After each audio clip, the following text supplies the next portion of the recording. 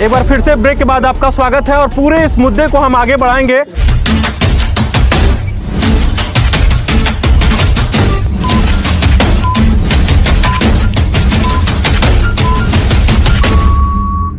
और अब आ चुके हैं नेक्स्ट चरण में, जिसमें गांव की बात होगी, क्योंकि गांव में विकास अगर नहीं पहुंचा तो शहरों में भी विकास का कोई मतलब नहीं रह जाता है। वहां पर हमारे आम आदमी, जो शहरों में कुछ भी सुविधाएं मिलती हैं, हमारे ग्रामीण क्षेत्रों की वजह से मिल पाती है। तो गांव में कितना कुछ विकास हो पाया है, गांव की सरकार हम सीरीज कर रहे थे।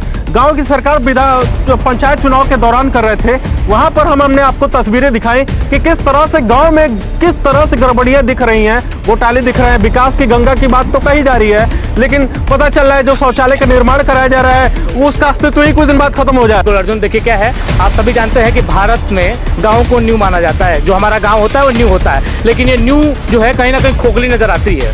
और ये आप भी मना नहीं कर सकते हैं, ये भी कहीं इनकार नहीं कर सकता कि हमारी गाँव की जो न्यू है वो कितनी खोखली नजर आ रही है। इस समय बदहाल स्थिति में है हमारा गाँव। हमारा गांव सर बदहाल स्थितियों में है। जिस क्षेत्र से आप ताल्लुक रखते हैं उस क्षेत्र में पहुंचेंगे। फिलहाल गांव की बात सर हम करेंगे। गांव में विकास हुआ है कि नहीं? देखिए, पिछले 60-70 साल की अव्यवस्था को 5 सालों में ठीक किया जा रहा है। गांव-गांव शौचालय बन रहे हैं, सड़कें बन रही है, नाली बन रही है, बिजली की व्यवस्था हो रही है। अभी तक जिनके पास जो है गैस और कनेक्शन और बिजली का वो बल्ब जिनके लिए सपना हुआ था, भारतीय जनता पार्टी ने गाँव-गाँव विद्युत व्यवस्था किया, गाँव-गाँव गैस की व्यवस्था किया है, गाँव-गाँव सड़कों का निर्माण किया, शौचालय जाके देखिए उसका निर्माण किया, आवास का निर्माण किया है। और इतना बड़ा, सबसे बड़ा बात है कि हमारे यहाँ गोरखपुर में एम्स का निर्माण हुआ, फर्टिलाइजर का निर्माण हुआ। बड़े पैमाने पर बेरोजगारों को रोजगार दिया जा रहा है। क्या कहेंगे आप समाजवादी पार्टी से? हम पूछेंगे के बारे में क्या कहेंगे। देखिए, दरअसल दिक्कत उनकी नहीं है, बेचारे वो फंस गए हैं। योजनाओं जहां तक आना चाहिए था जनप्रतिनिधियों को, जो योजनाओं को गांव तक पहुंचाने का काम करे, वो तो बेचारे लखनऊ में रहते हैं, तो ग्राम विकास की योजनाओं को क्या जाने। मैं ग्राम विकास की कुछ योजनाओं पे बात करना चाहता हूँ। आपकी सरकार ने क्या किया? सबका विकास, सबका साथ, सबका विश्वास, इसी पे एक डमरू नहीं है ये। हमने प्रॉपर रूप से, हमारी सरकार ने ग्राम विकास के लिए किया क्या? मैं थोड़ा सा उस पर आपको प्रकाश डालना चाहता हूँ। ग्राम विकास की योजनाओं के लिए समाजवादी पार्टी की सरकार ने क्या किया? सबसे पहले उन्होंने डॉक्टर लोहिया ग्राम विकास योजनाओं की शुरुआत किया इस देश और इस प्रदेश में। तमाम लोग ऐसे रहते थे जो इंदिरा आवास के पात्र नहीं हो पाते थे, जिनको उस क्राइटेरिया में नहीं रखा जा सकता था, उनके लिए डॉक्टर राम मनोहर लोहिया ग्राम विकास की योजनाएं लाई गई और उनको दिया गया। ये ग्राम विकास की योजनाएं हैं। कितने ग्रामों में लाया गया? आप सवाल नहीं पूछेंगे, सवाल ये हमसे पूछेंगे, हम बता लेंगे तो आप अपनी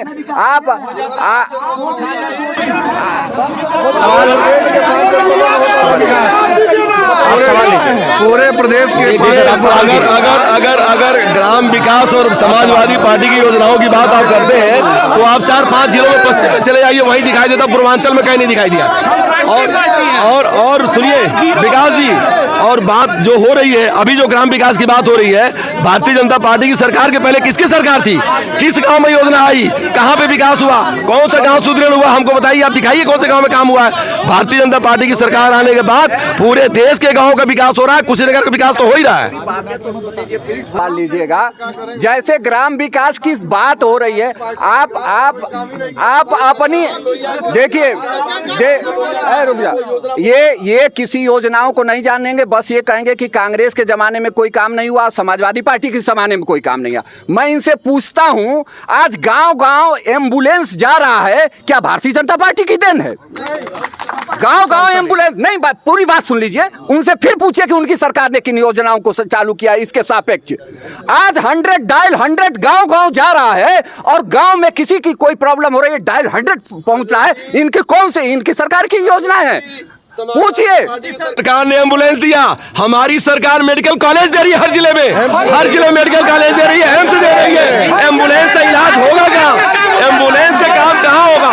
एम्बुलेंस से इलाज नहीं होता है, इलाज होता है मेडिकल कॉलेज से, इलाज होता है एम्स से। तो हमारी सरकार से अपराध का ग्राफ बढ़ गया था, हमारी सरकार ने मेडिकल कॉलेज। और इस पूरे विधानसभा 333 को ये कांग्रेस की नेता बैठी हैं।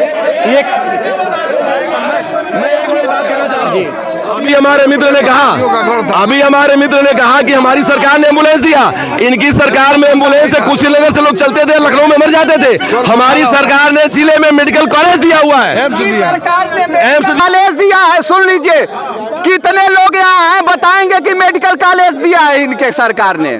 और दूसरी बात सुन लीजिए, ये इन्होंने कहा है कि मेडिकल कॉलेज दिया और इन्हीं की सरकार में यहाँ कोरोना में ऑक्सीजन के अभाव में सैकड़ों हजारों लोग मर गए। इनकी सरकार में कोरोना में मर गए। समाजवादी कोरोना काल की बात। देखिए एक फिर हम बात कहेंगे। आप शांत हो जाए, चारों तरफ शांत। ये इन्होंने भारतीय जनता पार्टी के एक साथी ने कहा कि सपा वाले कोरोना में सो गए थे। गांव-गांव अगर किसी ने मास्क बांटा, गांव-गांव किसी ने सैनिटाइजर बांटा, सड़कों में खड़ा होकर जाने वाले आपने नहीं बांटा। हम लोगों के टैक्स के पैसे से बांट रहे हैं। भारतीय जनता पार्टी नहीं बांट रही है, हम लोगों के टैक्स के पैसे से बांट रहे हो। ये झूठों की पार्टी है, भगवान राम को धोखा देने वाली पार्टी है। अब सीधे उन्होंने कहा है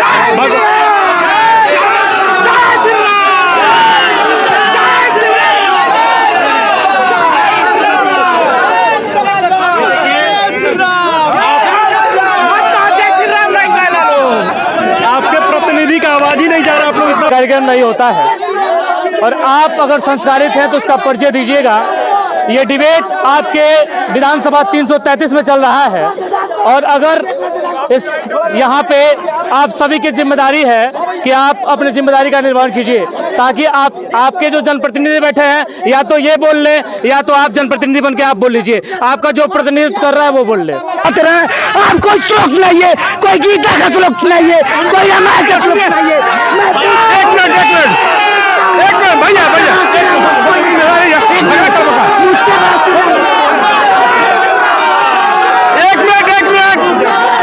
राष्ट्रगान पूछ लीजिए। राष्ट्रवादी लोगों से राष्ट्रगान पूछ लीजिए।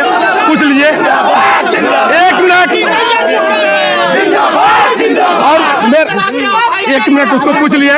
दूसरा मेरा सवाल उसका रेलवे वाला पूछ लीजिए। ठीक है, हेलो बोलिए। शांत हो जाइए, शांत हो जाइए।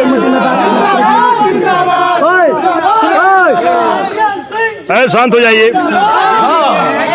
एक बोला फैली है तो मात्र इसलिए फैली है क्योंकि आप सुनना नहीं चाहते हैं। अगर आप सुनना नहीं चाहेंगे तो आपके क्षेत्र का जो है आपके तो सर, सरकार सत्ता के लोग अगर मुद्दे से भगेंगे तो कहाँ से हम लोग सुनेंगे?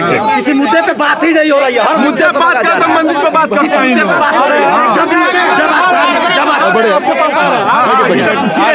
प्रतिनिधियों का इस कुशीनगर विधानसभा 333 में मैं आप सभी का खैर मकदम करता हूं। हमारे बीच में समाजवादी पार्टी, कांग्रेस और भारतीय जनता पार्टी के वरिष्ठ नेतागण बैठे हुए हैं। सवाल मैं पूछ रहा हूं। ये शोर शराबा, आप दर्शकों से मेरा निवेदन है कि शोर शराबा बंद करें, सवाल को सुने।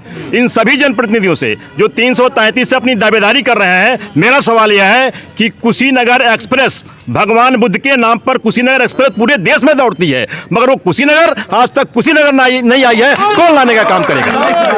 780 करोड़ रुपया जारी भी हो चुका है। ये हमारे देश की सबसे बड़ी विडंबना है कि तथागत की धरती, महात्मा बुद्ध की धरती से कुशीनगर एक्सप्रेस चलती है, मगर किसी सरकार ने, चाहे वो भाजपा की रही हो, कांग्रेस की रही हो, सपा की रही हो, उसको कुशीनगर में लाने का काम नहीं किया। मेरा सवाल आप लोगों से, एक और सवाल मैं पूछ लेना चाहता हूं। मैं माध्यमिक शिक्षक संघ का लीडर भी हूं कि सबको सुनिए, एक सवाल मेरा और है सर, पूछे इन सभी नेताओं से कि आप शिक्षा की बात करते हैं, शिक्षार्थियों की बात करते हैं, मगर यहाँ शिक्षकों, कर्मचारियों को पुरानी पेंशन नहीं मिल रही है। आखिर क्यों? सबको सरकारी दुल्हा चाहिए, मगर सरकारी कर्मचारियों को पेंशन नहीं देंगे, इसका जवाब चाहिए सत्ता पक्ष के लोगों से। आप भी कुछ सवाल पूछ रहे थे, पूछ लीजिए। सर मेरा यहाँ सरकार सत्ता के लोगों से कोई क्वेश्चन नहीं है, बस यही है कि अगर समाजवादी पार्टी चाहे कांग्रेस हुई, अगर यहाँ के स्थानीय मुद्दों पे बात किया जा रहा है तो उसका हल यह नहीं है कि जय श्री राम। यहाँ के स्थानीय मुद्दों पे बात होनी चाहिए, यहाँ के स्थानीय मुद्दों से भागना नहीं चाहिए। बस मेरा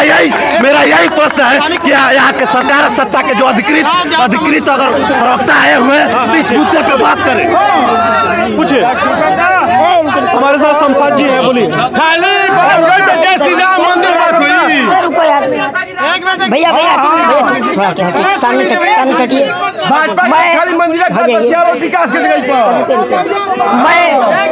मैं अशोक भैया से पूछना चाह रहा हूँ, भाजपा के नेतृत्व कर रहे हैं कुशीनगर विधानसभा का। भाई पूछना चाह रहा हूँ कि कुशीनगर विधानसभा का टेकुआटार गांव है, वहाँ 14,500 जनसंख्या है। 2017 में भारतीय जनता पार्टी की सरकार बनी है। 2017 से लेके 21 आ गया। एक आदमी का नाम बता दें जिसको ग्रामीण शहर में आवास मिला हो। अगर एक आदमी का नाम बता देंगे तो जो नहीं तो भारतीय जनता पार्टी के लोगों को मैं मजदूरी करूंगा। 2017 से 21 तक टेकुआटार में आज तक नहीं मिला। अब आवास के मुद्दे पर और ग्रामीण की बात अगर कही जा रही है तो ढेर सारे सवाल आप लोग के आ गए हैं। अब सबसे हम पूछेंगे, बताइए। ऐसा है सर कि अभी कहा गया है कि समाजवादी पार्टी की सरकार में ये जानबूझकर हल्ला कराया जा रहा है कि आवाज न सुनी जाए, विकास कार्यों को वंचित करने का प्रयास किया जा रहा है। मैं आपसे कह रहा हूं कि अभी हमारे मित्र ने कहा, श्री बंटी राव जी ने कहा, समाजवादी पार्टी की जब सरकार थी तो 4 घंटा लाइन रहती थी, 5 घंटा विद्युत रहती थी। हमारी सरकार आई तो सबका विकास, सबका प्रयास, सबका साथ का नारा उसी तरीके से नहीं थी, सबका विकास की।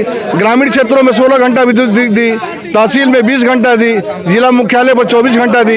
ये गांव का ही विकास हुआ।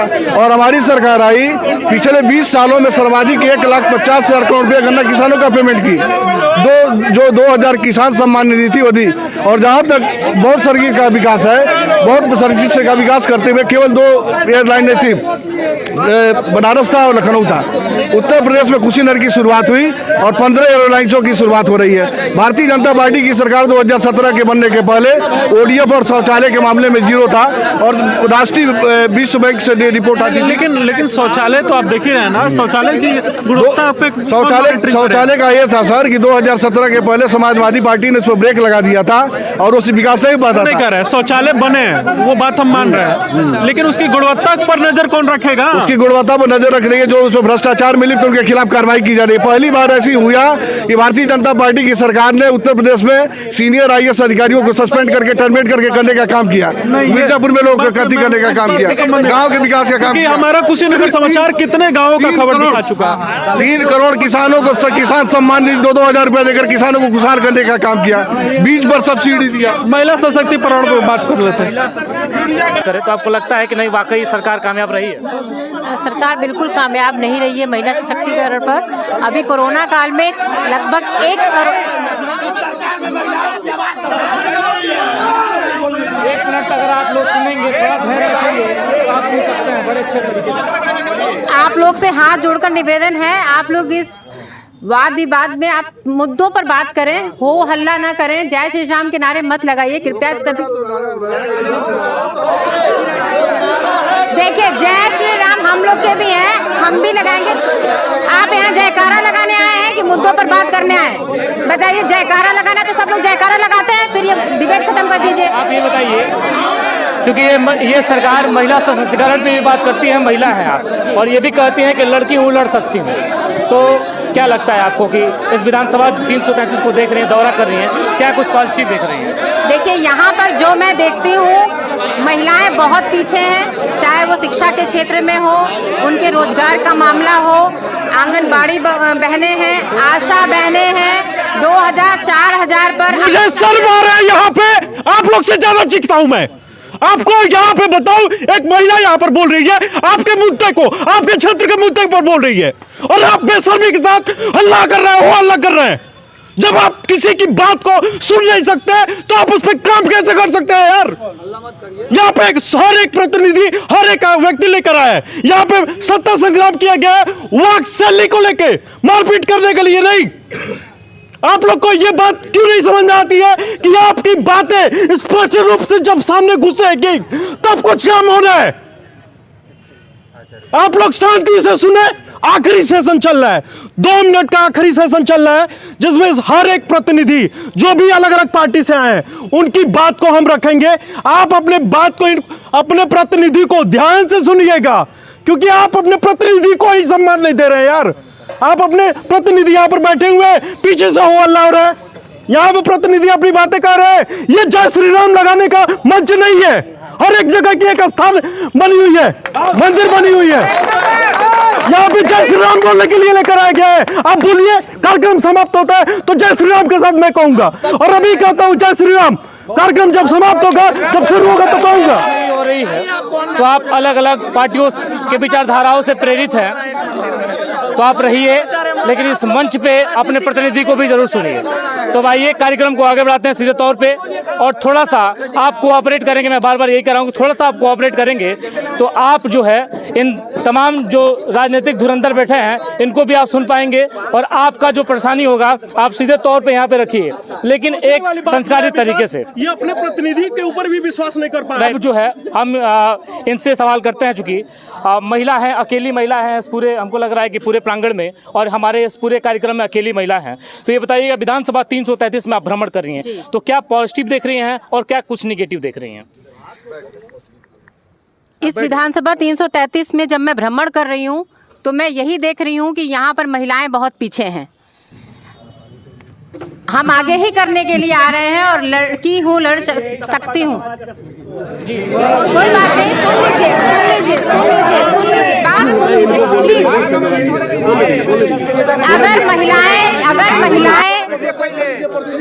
अगर महिलाएं यहाँ सशक्त होती, थोड़ा सा अनुशासन का ध्यान रखें कृपया।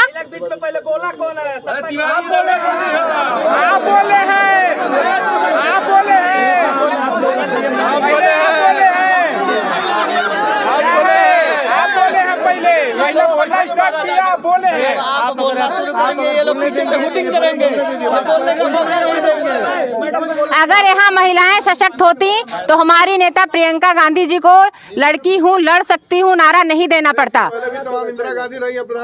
तो हमने सशक्त किया था। हम 32 साल से नहीं हैं, 32 साल से उत्तर प्रदेश में नहीं है, इसीलिए हमारी महिलाएं इतनी पीछे हो गई हैं। आप लोगों ने कुछ किया ही नहीं, ना तो सपा ने किया, ना भाजपा ने किया। हम फिर से अपने सवाल पे आते हैं कि विधानसभा 333 में आप भ्रमण कर रही हैं, तो क्या कुछ पॉजिटिव देख रही है वही बताइएगा, और क्या आपके नजरों में निगेटिव लग रहा है उस पर भी बात करेंगे। मैं जब भ्रमण कर रही हूँ मैंने देखा कॉलेज जाने वाली लड़कियाँ घरों में बैठी हुई हैं, क्योंकि उनके पास फोन नहीं है। सरकार उनको फोन क्यों नहीं दे रही है? आजकल ऑनलाइन क्लासेस चल रही हैं, तो लड़कियों को आप गिफ्ट दीजिए, फ्री में मुफ्त आप फोन दीजिए, जिससे बच्चे पढ़ सकें। उनके घर में एक फोन है, उनके पिताजी लेके चले जाते हैं, लड़कियां घर में बैठी हुई हैं, पढ़ाई नहीं कर पा रही हैं। आपकी सरकार कर क्या रही है? आप सर्वे कराइए, किसके किसके पास फोन नहीं है, बच्चों को फोन दीजिए। हमारी नेता ने घोषणा की है, हमारी सरकार आएगी, हम मुफ्त उनको फोन देंगे, स्मार्टफोन देंगे। लड़कियां घरों में बैठी हुई हैं, क्योंकि उनके पास डिग्री कॉलेज में जाने तक के लिए साधन नहीं है। हमारी नेता ने घोषणा किया है स्कूटी देंगी, जिससे कि दूर दराज के गांव की लड़कियां एडमिशन लेने के बाद घर में न बैठे, कॉलेज जाके पढ़ाई कर सके। ये चूंकि इनका अभी हमारे मुद्दे और भी हैं, आप बोलने दीजिए, मैं बहुत कुछ बोलना चाहती हूँ जी। हम आपकी सरकार ने पेंशन, विधवा पेंशन, वृद्धा पेंशन सब रोक दिया है। हमारी सरकार आएगी, हम 1000 रुपए वृद्धा विधवा पेंशन देंगे। आप बात सुनते तो है नहीं। आपकी सरकार 1 सिलेंडर मुफ्त देने का ढंढोरा पीटती है। हमारी सरकार 3 मुफ्त सिलेंडर देगी महिलाओं को। हमारी सरकार बस में महिलाओं को फ्री सेवा देगी।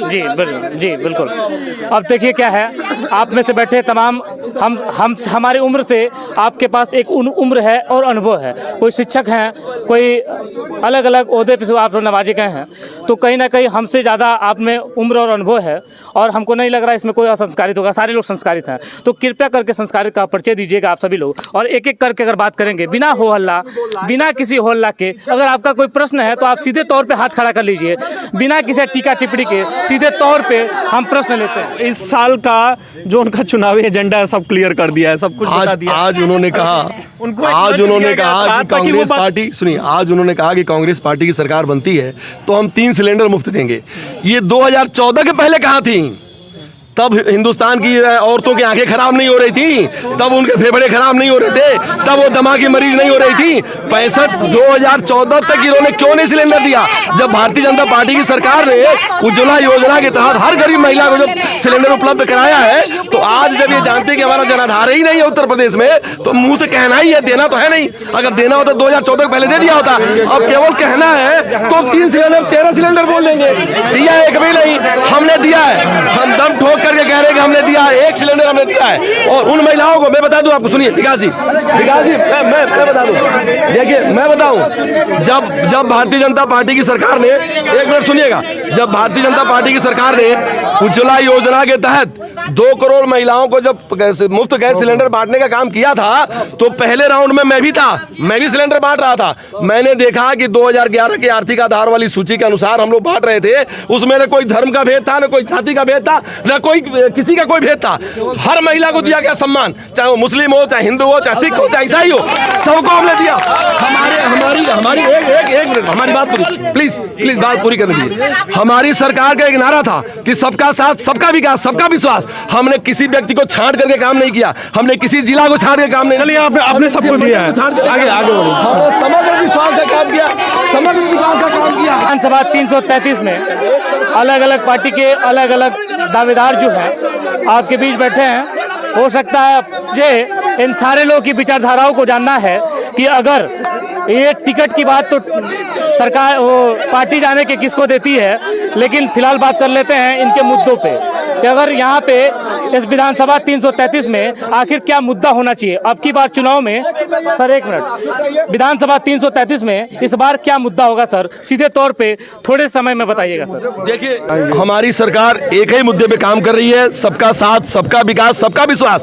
हमारा काम विकास करना है, हमारा काम जो जनता के जीवन स्तर को सुधारना है, हमारा काम उन गाँव में बिजली पहुंचाना है जो आज तक बिजली के लिए तरस रहे थे, हमारा काम उन घरों में सिलेंडर पहुंचाना है, हमारा काम उन घरों में शिक्षा की व्यवस्था करनी है। हमने पहली बार यहाँ पर चिकित्सा के लिए इंश्योरेंस की व्यवस्था करी है, किसान वो सुरक्षा के लिए हमने इंश्योरेंस का काम शुरू किया है, किसान सम्मान निधि दिया है, और गरीब लोगों की चिंता जो आज तक किसी ने नहीं किया, उनकी चिंता करके उत्तर प्रदेश सरकार और भारत सरकार राशन से लेकर के, दाल से लेकर के, चीनी से लेकर के और नमक तक दे करके उन लोगों की चिंता कर रही है जिनको 70 सालों से किसी ने पूछा नहीं था।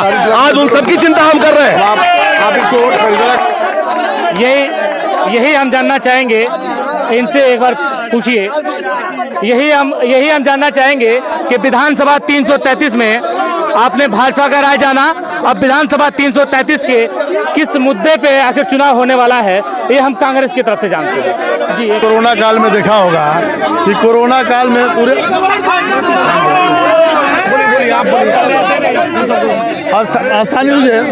स्थानीय मुद्दों की बात है। 1 मिनट, आपने अपना मुद्दा बताया 333 का, मैं सेम मुद्दा ये जानना चाहूंगा विधानसभा 333 में आखिर किस मुद्दे का कोई मुद्दे आपने उनसे नहीं पूछा, आप रोल मॉडल पूछिए क्या। जी सर 1 मिनट सर, हमने सर 1 मिनट, नहीं ये देखिए, हमें पता है हमारा कार्यशैली क्या है। हमें विधानसभा 333 में हमने इनसे जाना कि मुद्दा क्या होगा इस बार का, आपसे भी यही जानना चाहते हैं कि विधानसभा 333 में मुद्दा क्या होगा इस बार।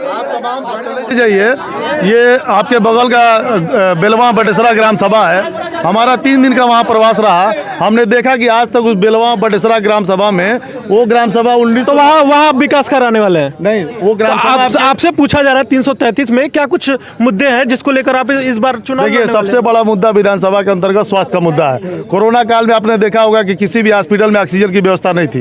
हम यहाँ के जनप्रतिनिधियों से पूछना चाहते हैं कि वहाँ पे ऑक्सीजन के अभाव में क्यों दम तोड़ता है हमारा आदमी, हमारा आमजन क्यों दम तोड़ता है। किन किन मुद्दों पर आप चुनाव लड़ रहे हैं? सबसे बड़ा मुद्दा स्वास्थ्य का है, और निश्चित रूप से बड़े गर्व से कहना चाहूंगा कि हमारे कुंवर आरपीएन सिंह साहब ने पूरे जनपद में कोरोना काल में ऑक्सीजन कंसंट्रेशन मशीन दिया, और निश्चित तौर पर हमारी सरकार आती है, हम लोगों को मौका मिलता है तो स्वास्थ्य में काम करेंगे, शिक्षा पे काम करेंगे, नौजवानों के रोजगार पे काम करेंगे।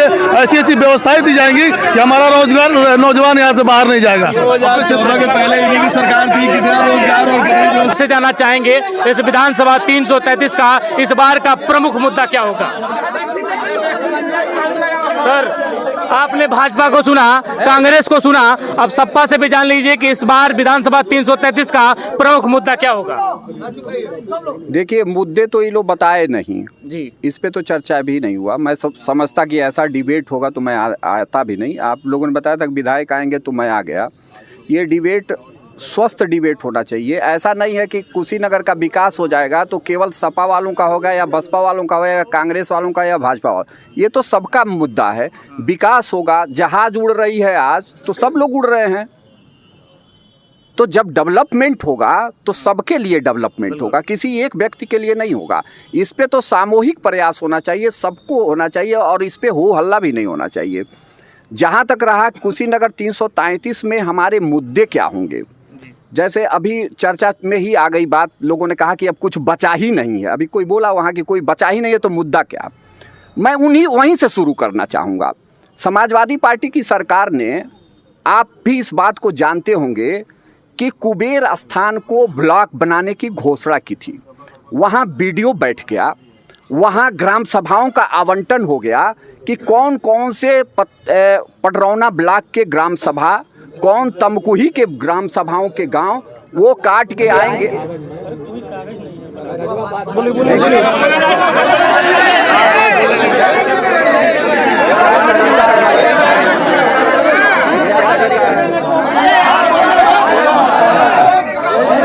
बोलिए बोलिए, आप बोलिए। समय आपको भी दिया गया था इसी मुद्दे पे, तो आपने भी जिस तरीके से बात की, कांग्रेस को भी दिया गया। सुनिए, जब इनको समय दिया गया था मैं चुपचाप सुन नहीं बोला। कागज नहीं है, क्या नहीं, बिना कागज के वीडियो बैठ गया, बिना कागज के गांव का आवंटन हो गया, बिना कागज के सेक्रेटरी बैठ गया, बिना कागज के सेक्रेटरी बैठ गया। क्या बात कर रहे हो यार। कुदाल से साफ सड़क को नहीं किया गया। कुदाल से साफ जो है वहां पे जो बोर्ड लगा था और आप लोगों ने 5 साल में जो गंदगी किया था उसको साफ किया गया। वो बोर्ड को नहीं साफ किया गया है, आपकी गंदगी को साफ किया गया है 5 साल में। तो ये देखिए दरअसल दिक्कत इनकी नहीं है। दरअसल इनके विधायक जी नॉन पॉलिटिकल आदमी थे। वो जानते नहीं थे कि कुड़वा दिलीप नगर का गुरमिया कहाँ है, अपरूप टोला कहाँ है, भागी बिनटोली कहाँ है, बकुला दह कहाँ है, निर्भैया टोला कहाँ है। बन गए विधायक, उनको वहाँ का प्रॉब्लम नहीं पता था, उनको वहाँ की जानकारी नहीं थी। तो वो अगर उनको जानकारी होती तो वो आए होते, यहाँ आए थे। वो वहाँ विधायक थे, 5 साल का खाका खींचा जा रहा था तो विधायक को यहाँ आना चाहिए था। क्यों विधायक भाग गए? क्यों डिबेट से विधायक भाग गए? क्यों डिबेट से विधायक भाग गए? डिबेट से क्यों विधायक भागे? डिबेट से क्यों विधायक भाग गए? डिबेट से विधायक क्यों भागे? एक मिनट, इस सेशन का लास्ट करते हैं और आपसे एक लास्ट मुद्दा मैं बनाऊंगी। जी, कृपया शांति बनाए रखें। जैसा कि इन्होंने पूछा कि कुशीनगर विधानसभा 333 का प्रमुख मुद्दा क्या है। कुशीनगर विधानसभा का प्रमुख मुद्दा महंगाई है। 200 रुपये कड़वा तेल, 1000 रुपया गैस। ये यहाँ की महिलाएं, मैं महिला हूँ, महिला की बात करती हूँ, बर्दाश्त नहीं कर पा रही हूँ। सभी ने गैस सिलेंडर साइड में रख दिया है, चूल्हे पे खाना बना रही हैं। लोगों के घरों में सब्जी नहीं बन रही है 3-3 दिन तक, क्योंकि 200 रुपये का कड़वा तेल हो गया है। तो इस चुनाव को महंगाई के मुद्दे पर लड़ा जाएगा। महंगाई यहाँ पर आपका बहुत बहुत शुक्रिया और बहुत ही बेबाकी से सब बातें हुई हैं और अब एक कार्यक्रम लंबा हो रहा है। अभी उस पर क्या कहेंगे? देखिए, क्योंकि हमारे कुशीनगर समाचार का ये पहला सत्ता संग्राम रहा। काफ़ी कुछ रोचक रहा, काफ़ी कुछ इसमें देखने सुनने को मिला। उम्मीद नहीं थी कि इस तरह की डिबेट भी होनी चाहिए थी। हालांकि ये हमारा भी पहला कार्यक्रम था, तो हो सकता है हमें कुछ नई सीख मिली है कि आगे से हम पहले सब लोगों को उस तरह से व्यवस्थित कर लेंगे, उसके बाद ही ऐसा डिबेट करेंगे। की हम कल्पना किए थे और चाहते थे कि उस तरह का स्वस्थ डिबेट हो, शायद नहीं हो सका और हम घूमना चाहते थे।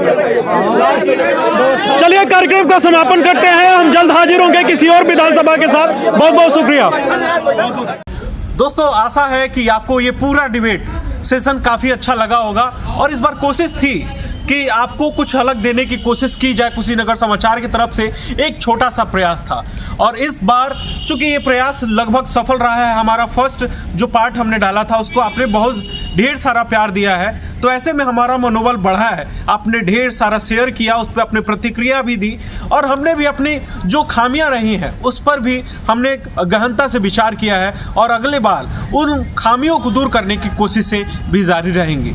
ऐसे में हर एक विधानसभा में हमारी कोशिश रहेगी कि सत्ता संग्राम किया जाए और वहाँ पे जो आपके जनप्रतिनिधि हैं उनसे सीधे सवाल किए जाए। ऐसे में हमारी जो भी कमियां हो रही हैं उसको ज़रूर हमें आप बताते रहें ताकि हम नेक्स्ट सत्ता संग्राम में या किसी भी खबर में सुधार करें। दोस्तों, सत्ता संग्राम और कुशीनगर समाचार और अपने देसी पत्रकार की सभी पूरी टीम को अपना यूं ही ऐसे प्यार बनाए रखें, ऐसे ही भरोसा बनाए रखें। हम कुछ ना कुछ आपके लिए अलग और ख़ास करते रहेंगे। बहुत बहुत शुक्रिया। जय हिंद।